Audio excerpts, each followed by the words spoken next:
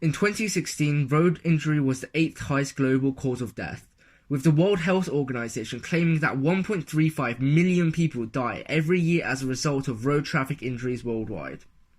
Two leading causes of accidents are distracted driving and speeding, both of which can be mitigated by traffic signs. Traffic signs are crucial because they immediately relay road information to drivers, but they can easily be missed or simply ignored. Speedbot is an app that aims to reduce traffic casualties by automatically detecting and recognizing traffic signs in your live camera feed. It also allows you to submit the traffic signs detected and recognized to an online database. AI lives off of data, so more data means more accurate models, which means more road safety. Here is a quick guide on how to use the app. But first, a short disclaimer. As of version 4.30, Speedbot had 99% detection accuracy, but only 84% recognition accuracy, which means that it only correctly determined 84% of the signs it found. While Speedbot's accuracy has improved since, it's still not as close to 100% as I would like. The main purpose of Speedbot is to act as an assistant whilst driving, so drivers should not rely on the app and definitely should not pay less attention to the road. There are two ways to use the app. Firstly, if you would like to contribute to the collection of training data, you can use the app within your own home and point it at images of traffic signs. Skip to the timestamp labeled submitting data to find out how. Secondly, if you would like to use Speedbot as an assistant or collect live training data, then I would suggest that either someone in the passenger seat holds the phone for you, or you lodge it into the gap between the car windowsill and the front window, as demonstrated in the video. This can be done vertically, horizontally, and facing either direction as long as you've adjusted the settings correctly.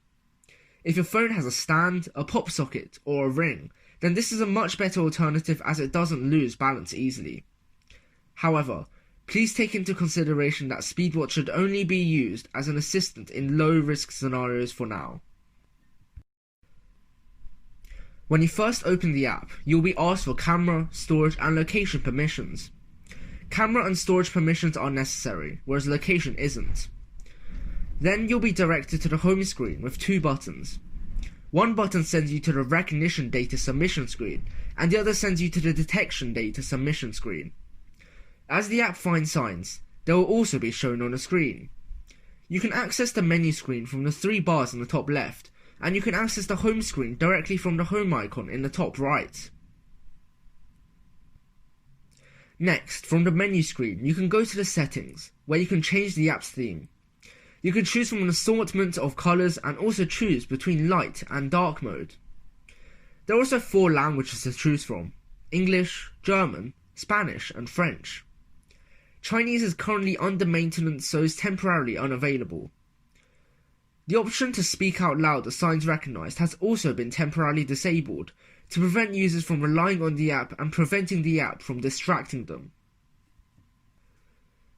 Then you have the home screen settings. You can change the units of speed to miles per hour, kilometers per hour, or meters per second. Because sound is disabled, the topple detector won't work, but what it did before was inform you if your phone had fallen over.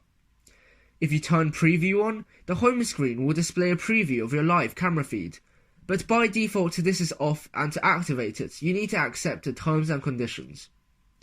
If you turn the speedometer on and your speed exceeds 20 miles per hour, the preview will be automatically turned off. Finally, you can switch between the front and rear camera, save a log of signs recognised, and clear all the training data. You can also change the time intervals between the collection of the training data. This is defaulted to 3 seconds for recognition and 5 seconds for detection, to allow for varied data whilst driving. If you're just doing it from home, feel free to change it to 0 seconds each, although keep in mind that the image slots will fill up very quickly. Then we have the statistics screen, which simply shows a few statistics of your usage of the app. As the developer of this app, I've definitely opened it way too many times. After that, we are greeted by the log screen, giving us a table for the signs recognised, the times they were recognised, and the confidence that the neural networks had in the decisions. Next, we move on to the training data submission screens, split into A for recognition and B for detection. After you have read through the disclaimers and tapped the switches, you will have opted into the user submission programs. Let's have a look at the Training A screen first. It may take quite a while to show up, but a list of the 30 most accurately recognized signs will appear. When you click on one of them, you'll be given the option to either remove it or send it to the training database. Please only send off correctly recognized signs, because otherwise this will cause the detriment of the training database and possibly decrease the accuracy of the autonomous driving algorithms and reduce road safety. This is a serious matter and could result in danger if not done correctly, so please be vigilant and follow the instructions. The same thing applies for the Training B screen, except it's a slideshow of the 10 best frames rather than a list. However, please don't send off images taken in a home environment, as this could infringe on your privacy and give the neural networks false scenarios to train from. Also, please do not try to send signs whilst behind the wheel, as this can cause unwanted risk. Finally, we have the pause and about screens. The pause is just there if you want to pause the app, and the about screen gives some information about the app and gives you links to the Twitter and YouTube pages. I hope this guide has taught you how to use this app to its full potential. Please be aware that Speedbot does drain your battery fairly quickly and takes up a maximum of around 200 megabytes of storage. In the future, from using the training data sent by users, Speedbot has the ability to become a more accurate assistant for drivers worldwide.